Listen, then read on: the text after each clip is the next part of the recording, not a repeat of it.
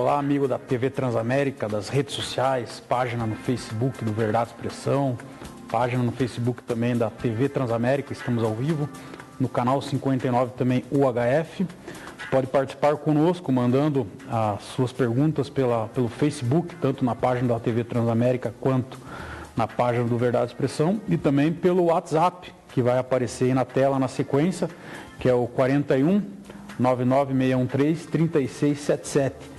Também estamos com todas as notícias aí da política nacional, estadual, da sua cidade, no www.verdadeexpressão.com.br. Na sequência aí, vamos repercutir um pouco das notícias da última semana com a Isis Bardes Lourenço e também com o nosso colaborador Pedro Lima, o jornalista Pedro Lima. Nosso entrevistado de hoje é o delegado super conhecido, um dos mais famosos que temos aqui no estado do Paraná, e deputado estadual Rubens Recalcati, do PSD. Boa noite, delegado e deputado. Boa noite, Rafael. Obrigado. Primeiro eu inicio pedindo para você contar um pouco aí da sua carreira. A gente estava conversando, você faz mais de 40 anos que você entrou aí na polícia. Eu queria que você contasse um pouco como que você entrou na polícia, da onde que surgiu essa veia aí, eu não vou contar tudo para você, porque senão nós vamos demorar um tempo muito grande aqui, mas eu entrei na polícia lá pelos idos de 1977, eu prestei um concurso para detetive policial. Eu era da empresa privada e aí eu acabei, por uma situação ou outra, fazendo este concurso, fui nomeado em 79 como detetive policial. Eu fiquei 12 anos como policial e aí eu fui fazer uma faculdade de Direito. Eu já tinha feito estudos sociais na Católica, mas aí eu fui fazer Direito porque era um requisito para ser delegado, não é? E eu comecei a fazer esse curso de Direito em 1989 e acabei terminando em 1992, final de 92, porque eu já tinha algumas matérias. Quando eu fui abrir um concurso já em seguida, no mês de junho de 82, eu prestei esse concurso e passei a ser delegado de polícia. Como delegado de polícia, eu andei por aí por praticamente todas as unidades policiais. Curitiba, eu trabalhei na furtos e roubos de veículo, na delegacia de furtos e roubos, na delegacia de estelionato e roubo de carga. Hoje a estelionato é dividida, a roubo de carga é uma delegacia, a estelionato é outra, não é? E aí passei também pela furtos e roubos, passei pela homicídios como policial 3 vezes e como delegado mais 3 vezes, não é? Nos últimos tempos eu fiquei 3 anos no homicídios, integrei um grupo lá que foi criado ali para investigar os crimes chamados homicídios ainda não resolvidos. O nome do grupo se chamava Honra, até por isso, homicídios ainda não resolvidos. Fizemos um trabalho muito importante ali nessa área. E ali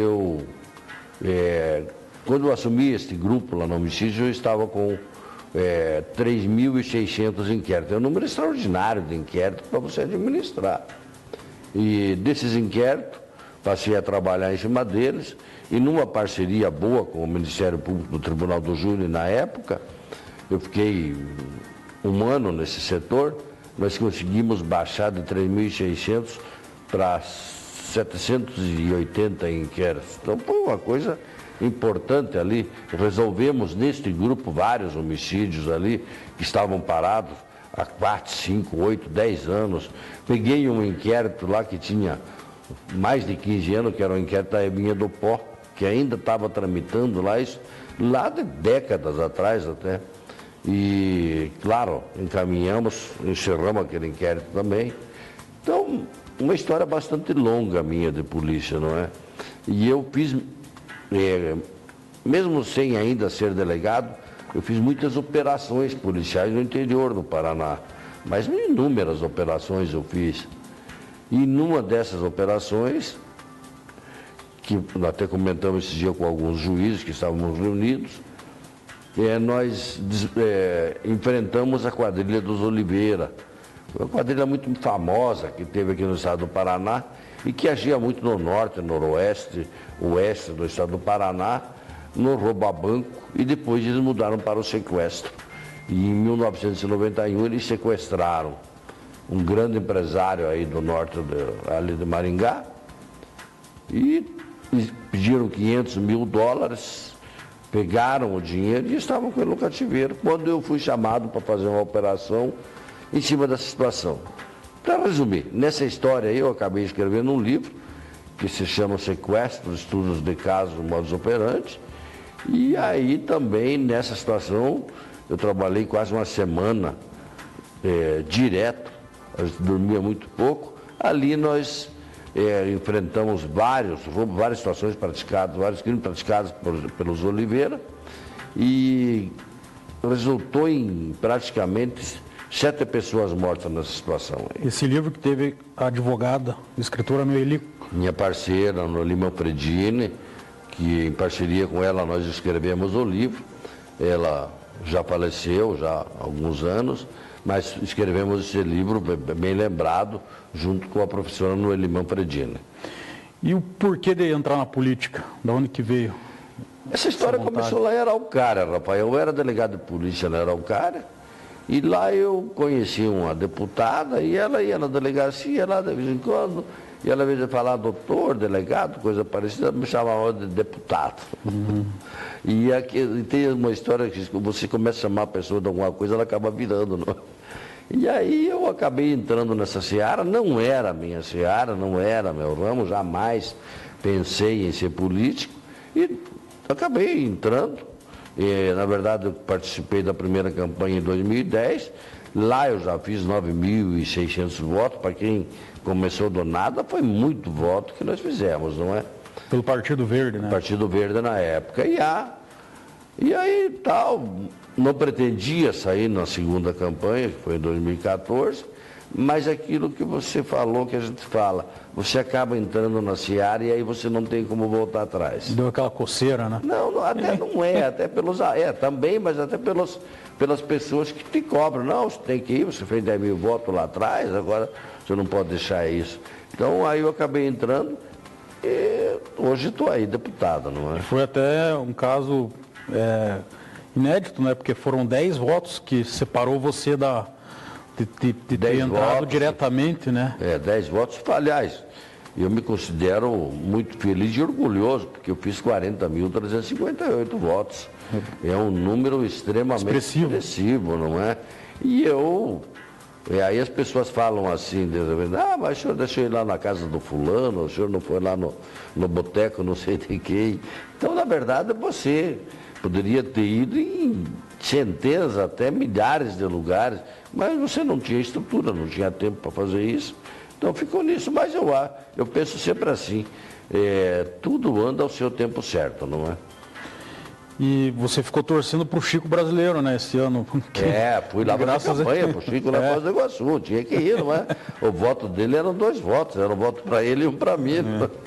Então até fui ajudar o Chico no final da campanha lá em Foz do Iguaçu. E diga-se de passagem, o Chico, ele concorreu com o mais votado lá quando houve a eleição, que era o McDonald. E só que o voto do McDonald eram nulos, porque ele não podia ter concorrido. A própria justiça disse isso.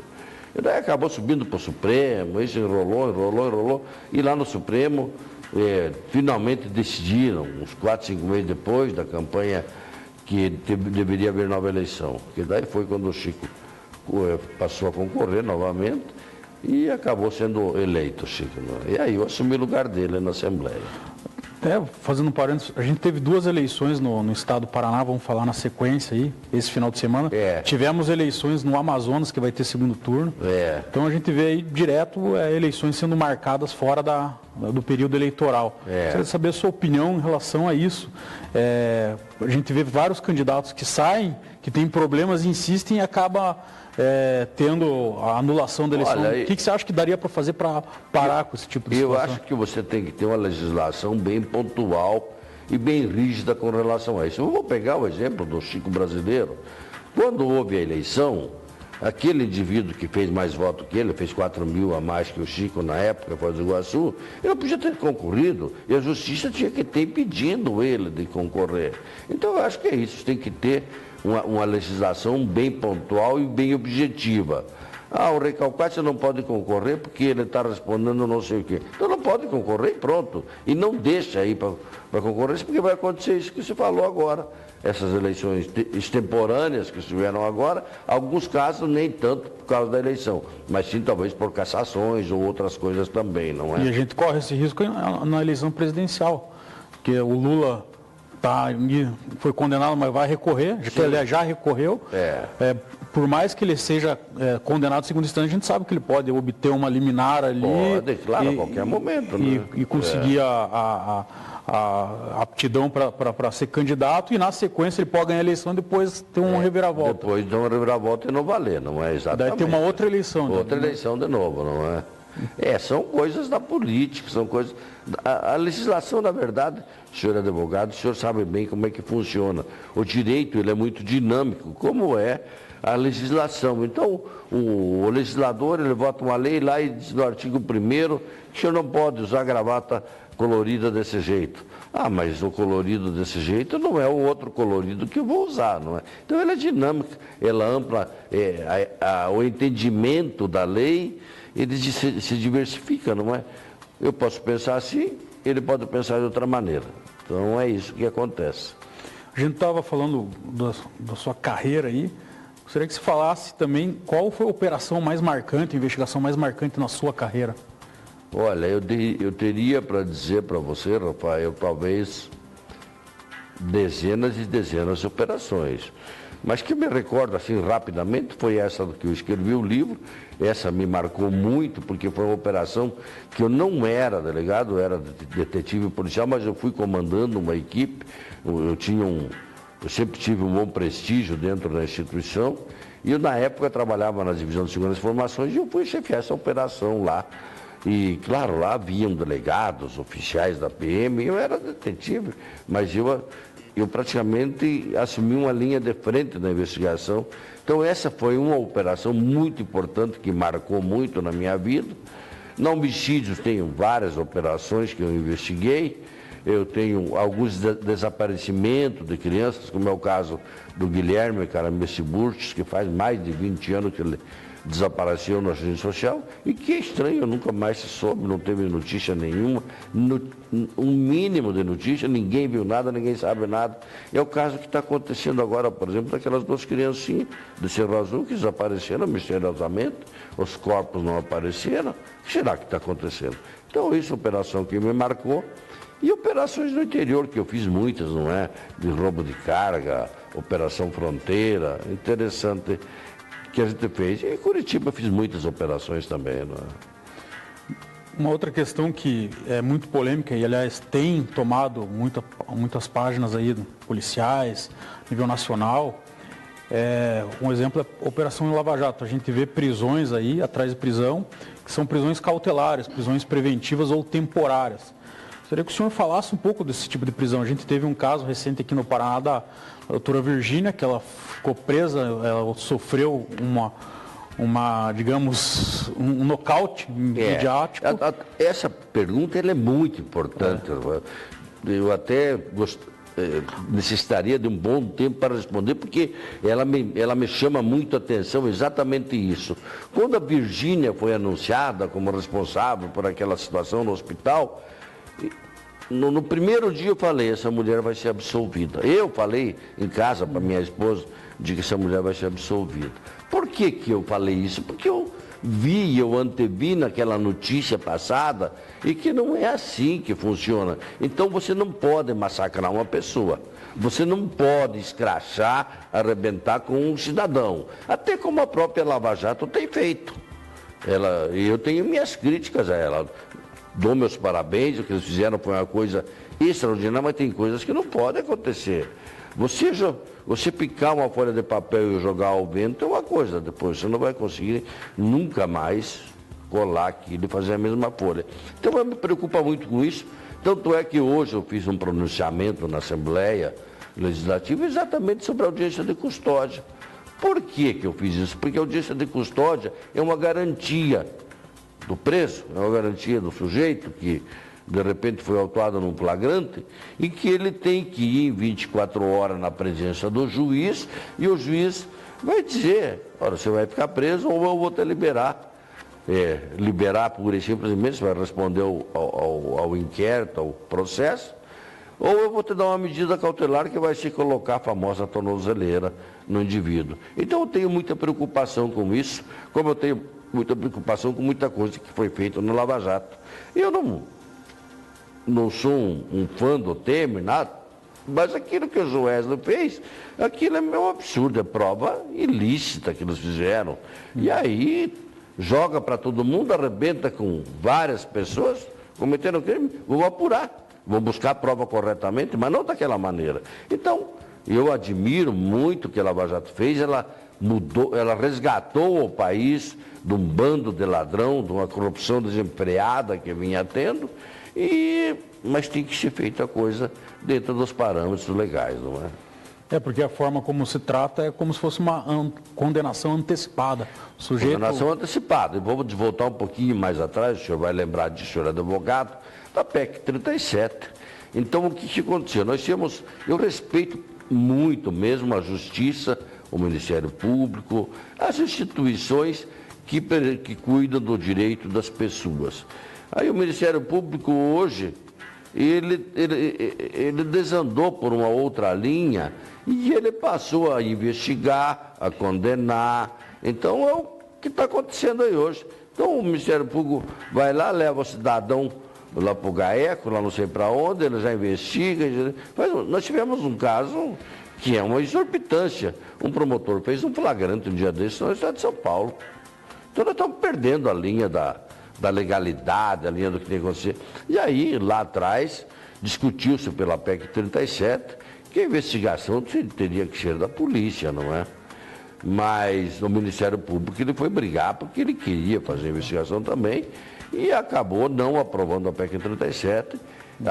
Aliás, aprovou dizendo que o Ministério Público também podia investigar. E daí está hoje, isso aí gera uma situação complicada. Mas a polícia sofre muito com isso, por quê? Porque a polícia, ela é o patinho feio de tudo isso, então ela foi deixada de lado, ela não recebe pessoal, ela não melhora as suas estruturas, não é? Na sua opinião, você acha que, só para a gente esgotar esses assuntos das prisões, você acha que tem que alterar a legislação ou você acha que a forma como nós estamos lidando que está equivocada? Eu acho que não precisa nem alterar a legislação, basta cumprir ela corretamente. Mas não precisa. Ou você tem que pontualizar, objetivamente, tal profissional vai fazer isso, vai fazer aquilo. O sujeito só será preso por isso ou por aquilo. Uma outra medida que eu critico e sou contra é a prisão em segundo grau. Para mim é outra exorbitância. Agora vem, me desculpe a colocação, um ser humano, um ministro do Supremo, e ele diz que a partir de agora o Rafael vai ser preso se ele for condenado em segundo grau. E o teu direito de recorrer?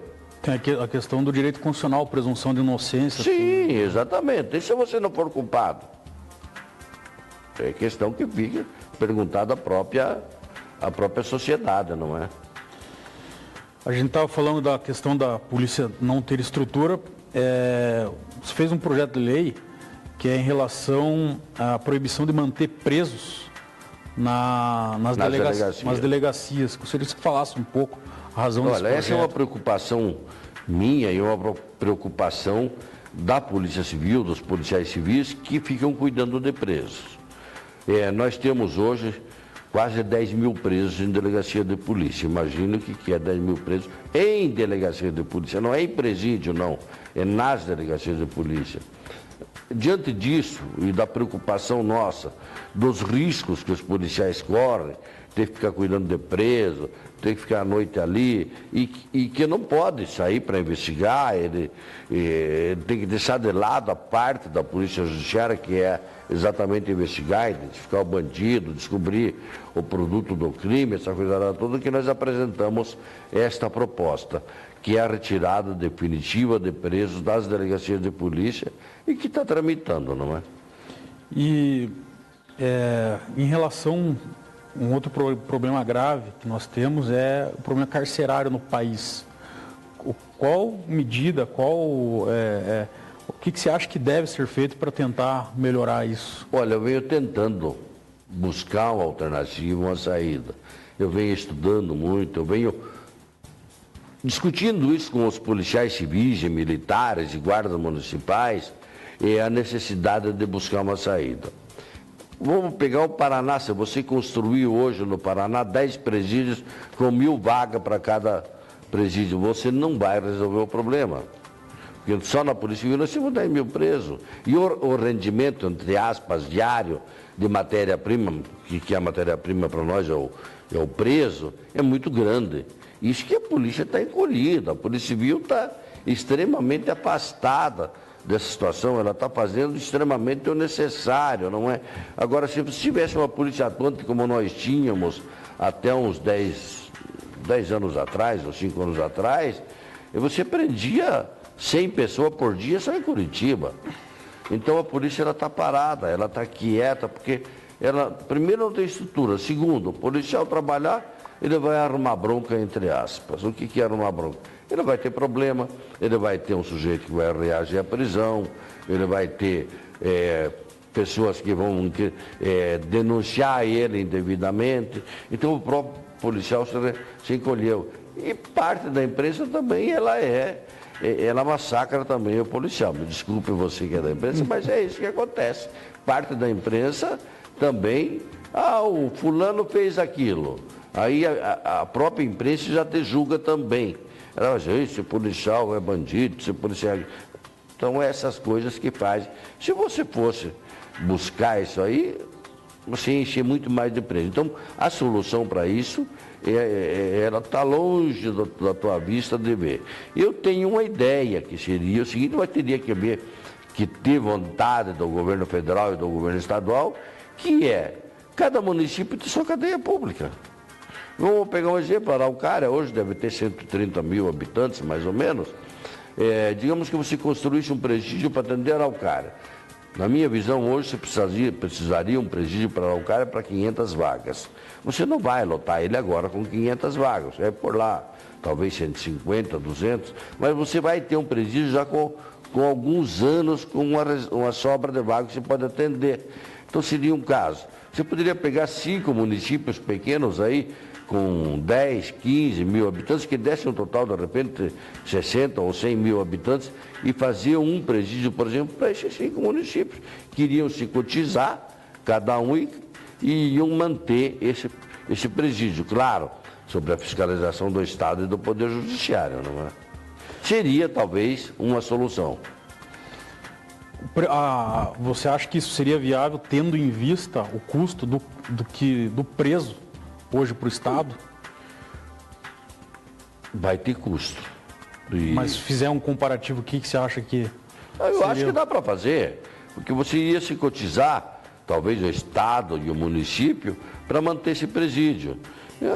Mas você não tem outra alternativa, tem que fazer isso. A não ser que se levasse ele para Ilhas das Cobras, como eram feitos lá há muitos anos atrás, não é? Outra questão interessante é a questão de ausência de delegados no estado do Paraná. A gente teve um concurso, eu estava levantando os dados, até você fez uma solicitação lá ao governador, tem 110 vagas a preencher. Isso. Pessoas que passaram o concurso não foram chamadas.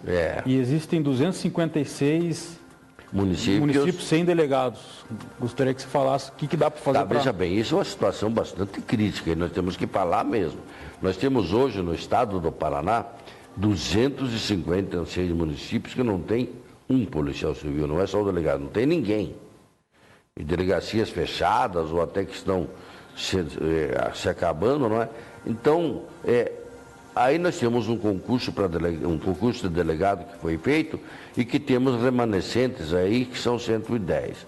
Eu até estou à frente dessa lide aí, como os delegados que estão, pelo menos atualmente, uma expectativa de 49, não é? Que estão buscando esse espaço aí. E eu estou conversando com o governador, com o chefe da Casa Civil, com o secretário de Segurança, para tentar encantar eles para que contratem esses 49 policiais. Talvez não consigamos os 49, talvez consigamos 10, 15 ou 20, não é? Mas o que conseguir é importante e vem ajudar. Nós temos, na verdade, hoje, que é importante, que obrigatoriamente tem que ter um delegado de polícia as comarcas, não é? Comarca. Então, hoje nós estamos, eu acredito que com 10 ou 12 comarcas sem delegado. Isso é grave, né? É muito grave. Então, se tiver isso, não adianta se contratar 10, tem que contratar no mínimo uns 30 delegados para preencher isso. Até porque, num outro levantamento que me foi passado até por esses advogados que estão aguardando nomeação, nesse interregno de tempo, uns 20 delegados já pediram aposentadoria também. Então, você pega 10, mais 20 já são 30, não é? Então, eu acho que o governo, de repente, imagine vocês, o governo tem 110 concursados, aprovados, que podem ser nomeados a qualquer momento. E ele vai deixar passar o tempo, não vai contratar nem 40. Vai ter que fazer outro concurso. Vai ter que fazer outro concurso, mais tempo, mais gasto e mais prejuízo para o Estado, não é? Mas nessa esteira, se me permite, Rafael, nós temos aí também situação crítica, muito crítica, que é a situação dos escrivães de polícia. Nós estamos... O escrivão de polícia hoje é uma matéria extremamente necessária, estamos reduzidíssimo no quadro de escrivão. O governo teria necessidade de fazer hoje um concurso para no mínimo 500 escrivães. Então, meu primeiro ato na Assembleia, quando eu cheguei lá sabendo da situação aqui, foi que requerer ao governo um concurso imediato de escrivão de polícia. Mas já faz 3 meses que eu estou aí e está se estudando. O governador já falou que pretende fazer o concurso. Mas se ele fizer um concurso agora, Rafael, ele vai nomear esses escrivães daqui a 1 ano e olha lá, não é? Tem que passar pela academia, tem todo um trâmite burocrático. Então, até falei isso para ele, governador, se eu sou o senhor, eu faria esse concurso, porque nem vai ser o senhor que vai nomear, talvez seja até o outro governador, não é? Provavelmente, né? E aí você não é só isso, você tem o investigador, o papiloscopista, que não tem gente. Recentemente também o Estado demitiu 152 servidores que eram cargo em comissão. Tiveram que ser demitidos por uma exigência do MP. Também causou um trauma muito grande e eu estou tentando também ver se o governo manda uma proposta criando alguns cargos de serviço administrativo para tentar resolver esse problema sério que se criou também. Uma outra questão, o deputado Mauro Moraes esteve aqui e falou disso, mas eu estava olhando também que você fez uma reivindicação em relação à alimentação para as polícias. Também. Como que é? É importantíssimo. O policial, o civil, o militar, ele sai para trabalhar, ele não vai levar uma marmita com ele. Ele vai trabalhar num plantão, ele vai trabalhar numa investigação. Vem horário do almoço, vem horário de janta, e ele não tem essa alimentação, ou às vezes é servida o pessoal que está no plantão, marmitex. Então, não, eu acho que é viável o Estado, de repente, fornecer um subsídio, é pouca coisa, não vai influir muito para esse policial que está nesse plantão, ou que está trabalhando mesmo no expediente, mas que não vai para casa, e que vai facilitar a vida dele e vai prestigiar ele. Aliás, isso é importante até que eu te colocar, Rafael, que isso aí foi uma... Porque muita gente não sabe disso, né? Sim. Eu até estava falando agora que parte da imprensa malha muito a polícia, mas acho que também as condições que os policiais trabalham não são as melhores. Terrível. E esse projeto que eu encaminhei foi uma sugestão do sargento da Polícia Militar. Então eu tenho muita abertura com a Polícia Militar. Isso aí foi o sargento que encaminhou para mim e eu encaminhei a proposta. Eu readequei, estudei com minha assessoria e encaminhamos. Isso aí estamos discutindo. É extremamente relevante. Mas isso depende de alguma legislação ou já tem a legislação? Não tem. O governo... Eu mandei em forma de projeto de lei, mas, na verdade, eu espero que ou passe na Assembleia ou o governo mande uma proposta do Executivo, não é? Para que isso seja aprovado. E é necessário. O governo está mandando agora isso aí que eu estava comentando contigo, desses cargos em gratificação, como vão ser dados aos policiais, ao agente penitenciário, ao policial militar, ao policial civil. Então é necessário que não custa ele fazer, de repente, uma proposta dessa do Vale Alimentação também.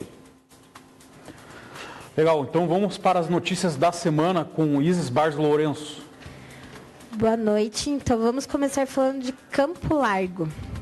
Para buscar a proteção e evitar a exposição de crianças e adolescentes ao álcool e a outras substâncias entorpecentes, o Ministério Público do Paraná, por meio da 3ª Promotoria de Justiça de Campo Largo, na região metropolitana de Curitiba, expediu recomendação administrativa aos conselhos tutelares da comarca para que fiscalizem com rigor a presença de crianças e adolescentes em bailes, festas e similares.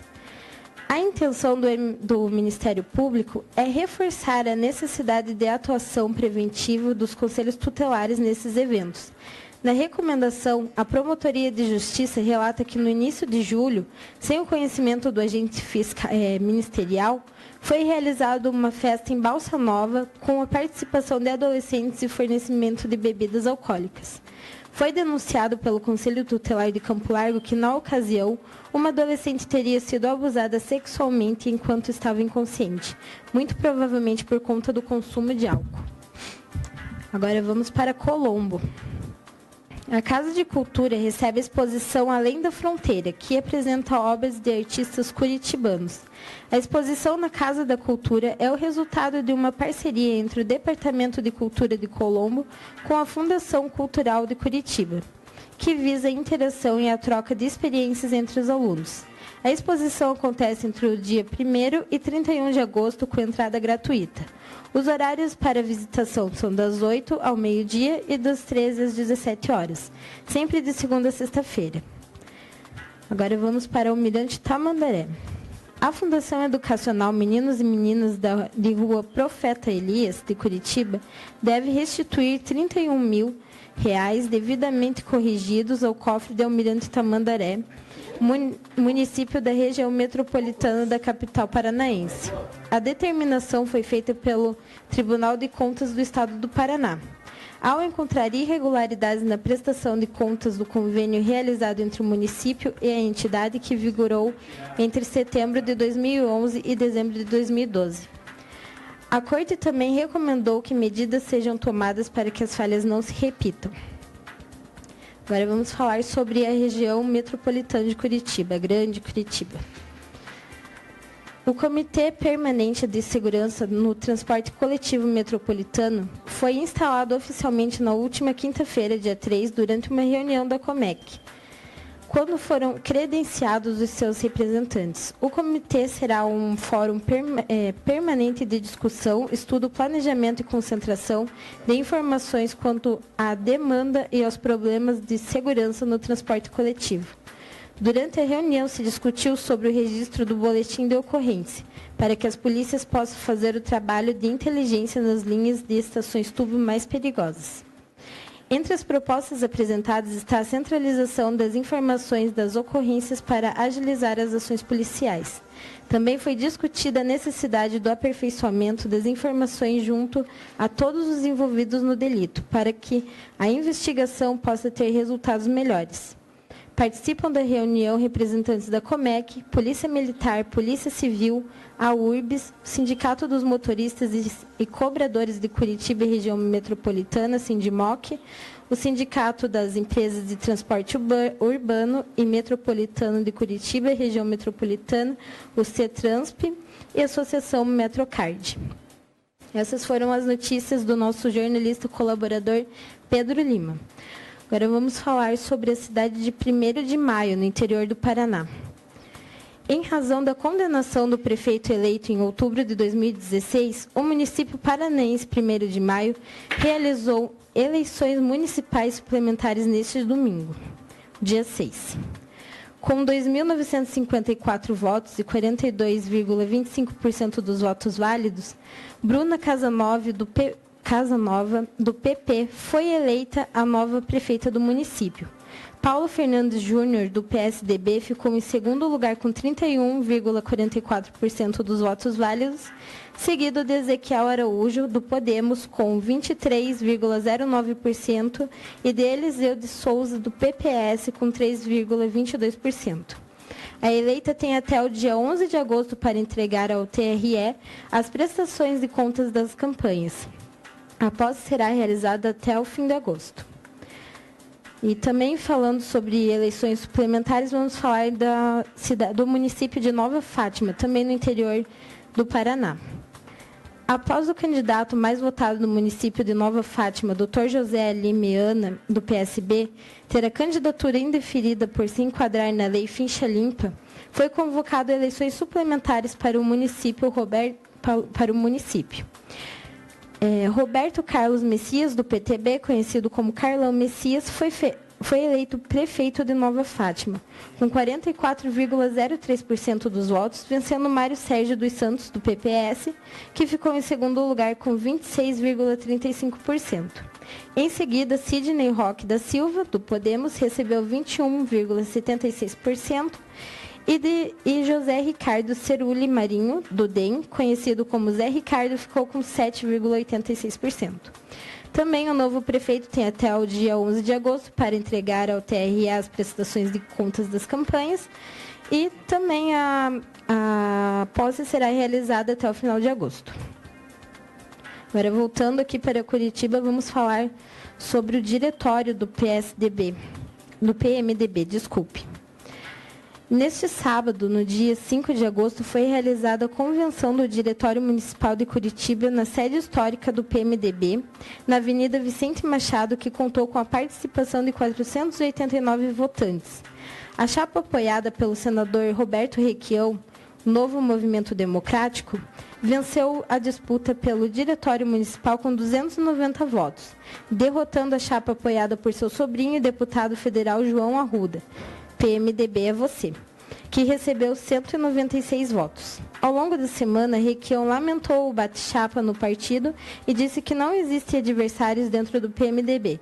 Somos todos companheiros, minimizou, elogiando inclusive Calef, que foi coordenador de sua campanha ao Senado e ao governo do Paraná. Embora tenha derrotado Arruda, o senador afirmou que jamais brigaria com o próprio sobrinho. O líder da chapa vencedora, Rafael Xavier, agora sucede no diretório PMDBista da capital paranaense o deputado estadual Requião Filho. Você pode acompanhar a executiva municipal e todos os nomes que estão na chapa no nosso site, que é o www.verdadeexpressão.com.br. Agora temos um convite para o Festival de Música Evangélica Interdenominacional. Vai ocorrer no dia 20 de agosto de 2017, às 9 horas até às 8 da noite, no ginásio Eduardo José Jerec, no centro de eventos, próximo ao Colégio Divina Pastora, em Campo Magro. Essas foram as notícias, podemos voltar com a entrevista. Legal, obrigado, Isis. Obrigado, Pedro Lima, nosso amigo jornalista e parceiro. Registrar aqui a presença do presidente da Associação Comercial de Campo Magro, Cláudio Campos, da empresa Miragem, através do Elias e do Ramon, e também da assessoria do deputado estadual, Rubens Recalcati, o André, jornalista. Obrigado a presença de todos. Registrar aqui algumas pessoas que já participaram, Lúcia Becker, Wagner de Almeida, que trabalha aqui com a gente, Paulo Roberto Rodrigues, a Mauri Bonetti, todos elogiando aqui o deputado estadual Rubens Recalcati.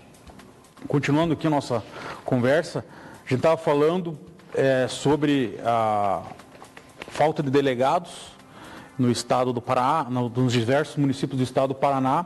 Uma outra questão, você encaminhou uma PEC sobre a questão de impedir que a remoção de delegados assim compulsoriamente. Gostaria que você falasse um pouco sobre essa nós PEC. Encaminhamos isso aí, chamado a PEC da inamovibilidade, não é? É um direito que existe para algumas carreiras, o próprio Ministério Público, a Justiça, e o delegado não podia ficar atrás disso aí também, não é? E nós encaminhamos isso. Essa é uma proposta encaminhada que foi assinada pelo governador na última quarta-feira, já aprovada, então já garantindo esse direito ao delegado de polícia, não é? Que é importante. Como que é o critério hoje desse tipo de remoção? Critério mais ou menos político. Discricionário, digamos. Discricionário. Há algum interesse, às vezes, da própria instituição, do departamento ou da divisão policial do interior, e o delegado que está lá em Apucarana, de repente, há um interesse da administração e colocar ele trabalhar em Campo Mourão. Então ele é transferido, ele às vezes não quer, porque às vezes ele está com a família dele lá em Apucarana, isso é um exemplo, não é? E acaba sendo transferido. Então, com isso aí, vai impedir que aconteça esse tipo de situação. Pode haver a transferência, mas vai ser critérios objetivos. Um critério objetivo e a vontade do removido também. Às vezes ele mesmo solicita também. Ele pode solicitar isso, não é? Outra questão a gente estava falando fora do ar, é compra de armas, possibilitar a compra de armas após a aposentadoria. Muito importante isso. Por quê? Os policiais hoje, quando eles aposentam, vamos pegar meu caso, fiquei 38 anos e eu aposento, eu tenho que entregar a minha arma para a instituição. Então nós fizemos um encaminhamento para com que este policial tenha o direito de comprar esta arma. É claro, tem muitos requisitos aí nessa situação, mas a importância disso é muito grande. Você veja lá quantos policiais que saem, que trabalharam 25, 30, 40 anos na polícia, e ele sai, de repente, e não tem uma arma. Então, nós encaminhamos isso, permitindo ao Estado que aquele policial, se ele quiser, ele possa adquirir a arma dele. É claro que ele vai adquirir por um preço bem simbólico. A proposição nossa é 3 UPIR, que representaria em torno de 500 ou 600 reais hoje. Então imagine o policial sair e de repente desarmado. Ele podendo comprar, ele até vai cuidar mais dessa arma também e vai ficar com essa arma. Há uma situação lá que a gente coloca que quando esse policial que adquiriu essa arma, o dia que ele faleceu, quando ele faleceu, os familiares têm que entregar essa arma ao Estado daí. Porque é uma arma de uso restrito e não poderão os familiares ficar com a arma. Então isso é um requisito que, falecendo o policial, essa arma seja entregue lá, não é? Nós temos uma outra proposição, até uma sugestão dos policiais, também que é importante, uma arma hoje, uma pistola .40, se você for comprar, uma 380, você vai ter, no valor dessa pistola, em torno de mais de R$ 1.500 só de imposto. Então, uma proposição que nós pretendemos também encaminhar é que o Estado isente o policial nesse imposto para ele poder comprar essa arma. Ou dê um desconto de 50% do imposto. Imagine você que tinha uma arma que vai custar R$ 3.000, R$ 1.500 de imposto, para o policial seria muito importante, não é? Outra questão, falando em arma, o que você acha do desarmamento dessa legislação? Qual que é a sua opinião? Eu sou a favor de que o cidadão tenha o direito de ter sua arma em casa. E até seu porte, claro. Vai preencher os requisitos, aquela situação toda, porque também não pode ficar armando todo mundo, não é? Uhum. Mas eu acho que eu sou favorável ao armamento do cidadão, não é? Não ao desarmamento. Não ao desarmamento. Nós temos aqui outra questão. É uma questão bem crítica. Eu, como político, eu deveria ficar em cima do muro, não é? Mas não é essa situação. Mas você diz isso por conta da violência mesmo? Não, eu digo por conta do cidadão ter o direito de se defender, não é? Defender. Quantos assassinatos? Hoje de manhã houve 2 assassinatos. Faz o bandido entrar armado e você está desarmado. Você não tem nada. O cidadão podendo ter a arma, então o próprio bandido. Eu era delegado a furtos e roubos, acho que foi em 2004, quando foi aprovada essa lei, e eu comentava com os jornalistas da minha época, lá com o pessoal da imprensa policial, digo, o índice de roubo vai aumentar 100%. Ele não aumentou 100%, aumentou 200% naquela época. Por quê? Porque o bandido sabe que o cidadão não vai ter arma, não é? Tem outra questão polêmica, que é um problema que a gente sempre tem histórico, que é a torcida organizada nos estádios. Eu gostaria que você falasse um pouco sobre esse assunto. Hoje a torcida organizada aqui no Paraná, eu acho que ela até está razoavelmente controlada.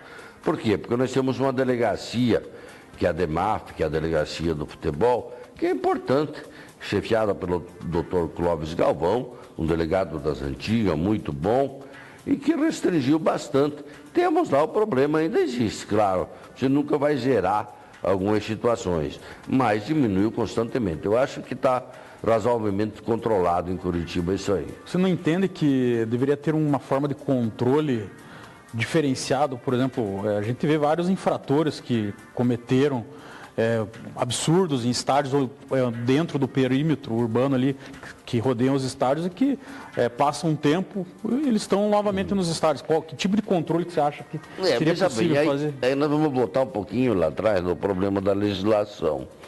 Então o sujeito que é um torcedor, ele foi lá, ele agrediu, lesionou alguém e tal, ele foi preso, foi encaminhado. Ele não vai poder ficar preso, ele vai cumprir um tempo ou coisa parecida, como tem muitos que estão cumprindo, e ele vai voltar para a rua. Aí se ele voltar a cometer esse tipo de crime, ele vai ser um sujeito com agravante, com situações diferentes. Não é? Então é necessário que um controle, mas você não vai conseguir manter esse indivíduo na cadeia, não adianta você pensar assim também. Porque imaginou se você prender todo mundo aí e deixar eternamente na cadeia, não tem como, não. Mas digamos uma punição no sentido dele não poder mais frequentar o estádio. Sim, isso é interessante, é importante. Eu acho que os clubes... Mas eu acho que até está sendo feito isso em algumas situações. Até nas próprias torcidas organizadas, tem aqueles indivíduos. Hoje você tem um limite, por exemplo, de tantas pessoas que vai lá. Vamos pegar um jogo do Atlético e do Curitiba. Lá no campo do Curitiba vão ficar isolados um número limitado de torcedores. Então já existe alguma situação assim também, né? Claro, poderia ter mais rigor nisso aí também. Outra questão polêmica envolvendo o futebol, tramita lá na Assembleia a questão da bebida alcoólica, de liberar a bebida alcoólica nos estádios. A gente teve deputados, por exemplo, o Guto Silva, ele é a favor de liberar, por causa da questão econômica, de movimentar melhor aí o comércio. Por outro lado, o deputado missionário Ricardo Arruda veio aqui e falou que é contra. Qual que é a opinião do senhor? Tá, antes de mais nada, eu queria mandar um abraço para o Campos aí de Campo Magro, que está aqui, meu amigo. Um grande lutador pelos consegues, viu? Já vamos falar dos consegues. Mas a pergunta da bebida alcoólica no estádio, ela é uma situação bem complexa, é bem difícil de eu até te dizer eu sou a favor ou sou contra. No momento, eu sou contra, porque não adianta o sujeito dizer para mim que o indivíduo vai beber no boteco ali nas beiras antes de começar o jogo e ele já vai entrar para lá meio bêbado. Mas se ele tiver bebida lá dentro, ele vai beber mais ainda. E vai gerar mais problema, vai gerar mais situação crítica. E nesse meu tempo, nessa minha lida policial, eu lidei muito com sujeito embriagado, com sujeito fora de controle por causa da bebida alcoólica. É difícil você lidar com uma pessoa nesse estado. Então, no momento, eu ainda estou contra. Estão conversando comigo, querendo um posicionamento, mas eu, em princípio, sou contra isso. Nós temos a questão econômica, como falou aqui o Guto Silva, não é? Mas nós não podemos pensar muito em questão econômica, temos que pensar no bem-estar e na paz do cidadão, não é? Falando em consegue, eu gostaria que você falasse um pouco dos consegues. Eu tenho uns dados aqui, inclusive o nosso amigo Sérgio Leite já mandou uma pergunta sobre o consegue de Campo Magro, tem o consegue de Almirante Tamandaré que está sendo formado, mas aqui, por exemplo, da região metropolitana, os municípios que têm consegues ativos e homologados, esses dados são do portal do governo do estado. Sim. Ali, você tem Agudos do Sul, Araucária, Campina Grande do Sul, Colombo, daí tem o consegue regional, que é o Colombo Regional Alto Maracanã, Pinhais, Piraquara, Quitandinha e São José dos Pinhais, ativos sem documentação, Campo Largo, Fazenda Rio Grande, Taperoçu e Piém. Daí, nos inativos aparece ali Almirante Tamandaré, que estão fazendo um trabalho para reativar, Campo do Tenente, Campo Magro, respondendo a pergunta do nosso amigo Sérgio Leite. Campo Magro está inativo, mas parece que já teve eleição lá. Cerro Azul, Lapa, Mandirituba, Quatro Barras, Rio Branco do Sul, Rio Negro e Tijucas do Sul.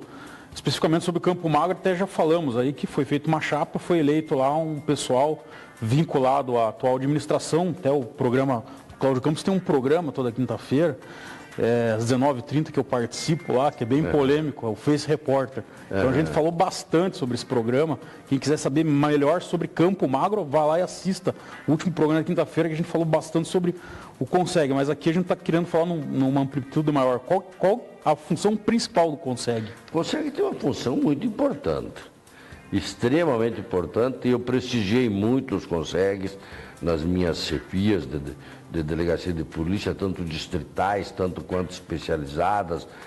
tanto quanto da região metropolitana, o interior, eu sempre fazia questão de participar das reuniões dos CONSEGs. Eu até aqui quero parabenizar a Polícia Militar, que ela se faz sempre presente nas reuniões dos CONSEG. A Polícia Civil, já por algumas situações difíceis, até vamos pegar Campo Magro mesmo, o Campo sabe disso, lá não tem delegacia.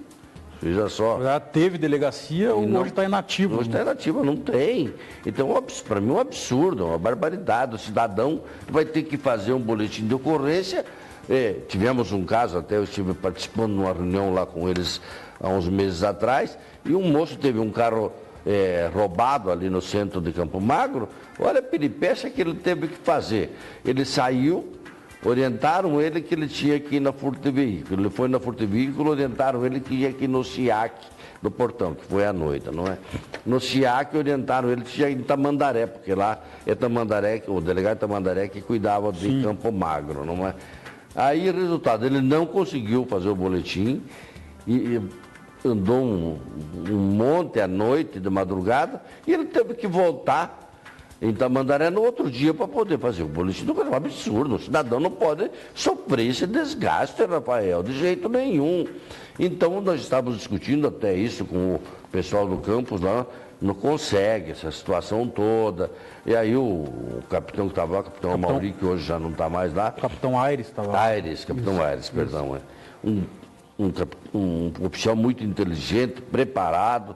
E a gente estava discutindo, ele até tentou justificar lá, não, mas a Polícia Militar, ele vai lá e tal. A Polícia Militar já tinha que ter feito o BO e dar o protocolo para ele, não é? Então, para até que ele não tivesse desgaste, que ele teve, que fez um tour aí para poder fazer o boletim de ocorrência e que depois ainda nem vai ter resultados, vai localizar seu carro. Aí você vem falar para mim, perguntar do CONSEG. CONSEG é importantíssimo. Então, vamos pegar Campo Magro de volta. Digamos que Campo Magro estrutura, se eu consegue, eles vão ter um instituto, uma instituição para poder cobrar do Estado, participar a sociedade, participar a população, para reivindicar a segurança e para trazer ideias também e até para ajudar as polícias nas suas estruturas, às vezes falidas, não é? Eu pergunto o CONSEG porque a gente vê muitos CONSEGs que começam e acabam morrendo na casca. Eu comecei... Até onde que porque o CONSEG é um conselho comunitário. Conselho comunitário. E a gente vê muitos CONSEGs que tem a questão política no meio. Isso daí arrebenta com o CONSEG. Também tem a questão política e muita gente usa o CONSEG politicamente mesmo, isso é bem claro, mas também você tem que pensar que tem alguns CONSEGs que vão à frente. Nós temos um CONSEG em Curitiba, por exemplo, que é muito atuante. Aliás, tem mais, mas eu vou citar dois, que é o Jardim das Américas e o da Água Verde, que são dois CONSEGs muito ativos e que atuam muito. Temos alguns CONSEGs aqui no norte do estado que até armamento compraram para as polícias, viatura, tudo. Sim. Então, se você o consegue poder funcionar, porque é uma questão de voluntariado, né? Então você vai lá, eu quero ser o presidente do CONSEG. Tudo bem, você vai participar de uma chapa, vai se eleger, mas você tem que se dedicar, você vai ter que ficar de noite nas reuniões, tem que participar, você tem que falar com o delegado, com o comandante da PM, com o secretário de segurança para tentar ajeitar a segurança do seu local onde você funciona com o CONSEG. Valorizo muito o CONSEG. O governo também valoriza muito o CONSEG, tanto é que ele tem uma estrutura. Hoje, se não me engano, é o Coronel Nerino, que é o responsável pelos CONSEGs no estado. Tem uma coordenadoria a nível estadual. Uma coordenadoria a nível estadual. Então, veja só, o governo participa, mas há uma necessidade do cidadão participar. E o cidadão também sabe cobrar. Não adianta o cidadão chegar lá na delegacia de Rio Branco do Almirante Tamandaré e dizer, eu sou do CONSEG lá de Campo Magro, doutor, eu queria falar... Não, eu sou do CONSEG de Campo Magro e eu preciso conversar com o senhor. Então você tem que também ser mais ou menos firme na situação. Tem que saber se impor, né? Saber se impor também. Não com arrogância, mas saber se impor para poder também mostrar que você tem conhecimento e que você quer exigir aquilo que é de direito do cidadão, de que você representa naquele CONSEG, não é? E daí, completando até a lista que eu estava passando aqui, com conselhos, de acordo com os dados do estado do Paraná, inexistentes: Balsa Nova, Bocaiúva do Sul, Contenda, Doutor Ulisses e Tunas do Paraná. Então, esses são os dados aqui que eu acabei de passar. Então, a gente vê aí muitos municípios aí que não conseguiram, pelo menos até o presente momento, montar o senhor consegue, mas aí deixa eu só te cortar um pouquinho. É necessário, principalmente nesses municípios, vou pegar Bossa Nova, que não tem delegacia, que não tem policial civil lá, e Bossa Nova precisava criar um consegue, e esse consegue atuar nessa área de segurança com uma espécie de uma parceria para cobrar do Estado uma estrutura de segurança para essas situações. Então é necessário que se consegue até para cobrar de repente. E aquilo que eu falava contigo no início, ou até um pouco fora do programa, de um projeto de lei que o governo está enviando para a Assembleia, e vai começar a ser discutido, onde se contrataria policiais aposentados, se pagaria horas extras para policiais, e aí poderia pôr-se um policial desse lá, num município como Bossa Nova, para atender a delegacia, para fazer um boletim de ocorrência, para orientar o cidadão. Essa ideia que o senhor está falando, lá de Campo Magro nós temos o Osmar Lopes, esses dias aí, que é policial militar, esses dias ele estava me comentando isso comigo, que a prefeitura poderia, de repente, junto com um consegue, dar uma estrutura, e tem vários, por exemplo, lá nesse município, no Campo Magro, tem vários policiais aposentados. Sim, fazer um convênio com a Secretaria de Segurança, isso é legal e existe, e pôr lá um policial desse para atender a delegacia. Orientar ele como que tem que ser feito, como que deve ser feito, e pôr um policial desse cuidar da delegacia. Até para atender o cidadão, até, por exemplo, para fazer o BO daquele moço que teve a moto roubada lá e que teve todo esse pedre para poder fazer o BO. Pelo menos o BO já Pelo menos o BO ele já fazia ali. O cara não precisa até já dava uma atenção para o cidadão. Até que o Estado se estruture e mantenha o que tem que manter, que é uma estrutura de delegacia mesmo, não é? Que o senhor aqui a gente já passou os dados, que é bem traumático, né? A gente tem 399 municípios no estado do Paraná, 256... Veja o pouco de município que está com policial. Tem muito mais da metade que não tem nenhum policial civil sequer. Isso é deprimente para mim, como cidadão, como delegado de polícia, como deputado. Isso é uma situação que é inaceitável, não é? E que precisa ser corrigida, de uma maneira ou de outra. Nós estamos caminhando para o final. Ano que vem, candidato de novo? Ah, com certeza. Agora nós estamos nessa linha. Agora já pegou gosto pelo nós temos uma estrutura, nós temos as pessoas nos cobrando. E eu diria até para os policiais que estão nos ouvindo que a nossa presença na Assembleia é extremamente importante, Rafael. O que nós estamos fazendo, o que nós estamos vendo, estamos corrigindo, tentando corrigir, é muito grande. Então é importante a gente estar lá, não é? Fazendo a nossa parte. Então, ano que vem, com certeza, a gente caminha de novo para essa nova caminhada política, não é? Dr. Rubens, obrigado. Obrigado, agradeço muito a oportunidade e estou à disposição. Legal, então é isso. Esse programa terá seu reprise na sexta-feira às 18 horas e semana que vem às 19h30 vamos receber o desembargador do Tribunal Regional do Trabalho, Cássio Colombo. Ele vai falar sobre a reforma trabalhista. Então, uma grande semana, um abraço.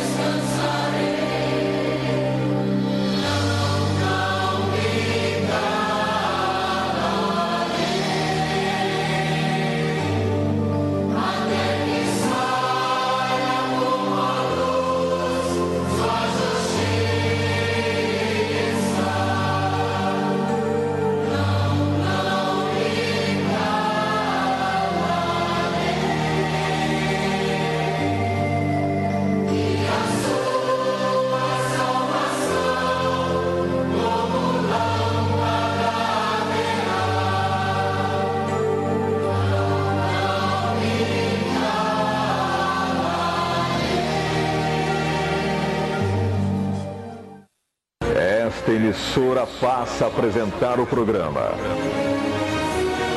A Hora dos Milagres. Órgão oficial da Santa Casa de Misericórdia de Nosso Senhor Jesus Cristo.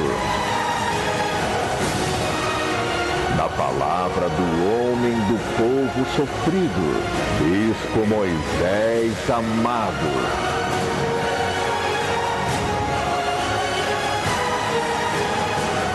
Deus, nosso Pai Todo-Poderoso, tem um milagre para você e sua família. Olá, meus amigos, meus irmãos que me acompanham todos os dias através dessa emissora, que a bênção de nosso Senhor Jesus Cristo e o amor do Pai e a comunhão do Divino e Sagrado Espírito Santo esteja com todos vós. Nós vamos, daqui a alguns minutinhos, entrar no quadro História da Minha Vida, atender as cartas das pessoas que nos escrevem, pedindo uma revelação e uma orientação espiritual.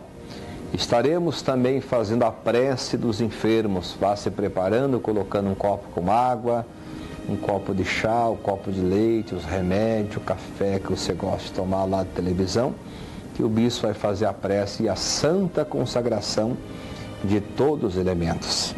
Meus filhos, deixa eu ler a palavra de Deus aqui, que se encontra em Provérbios capítulo 15, versículo 8, que diz assim: o sacrifício dos ímpios é abominável ao Senhor, mas o coração dos retos é seu contentamento. Palavra do Senhor, digam graças a Deus. É muito bom confiar na palavra de Deus, porque aqui a palavra de Deus, ela nos orienta a acreditar, confiar e nunca perder a esperança. Por isso que dia 18 quero convocar todos vocês, que dia 18 de setembro, o Bispo Moisés amado estará viajando para a Terra Santa, para a terra de Israel, realizando um dos maiores trabalhos revelados por Deus.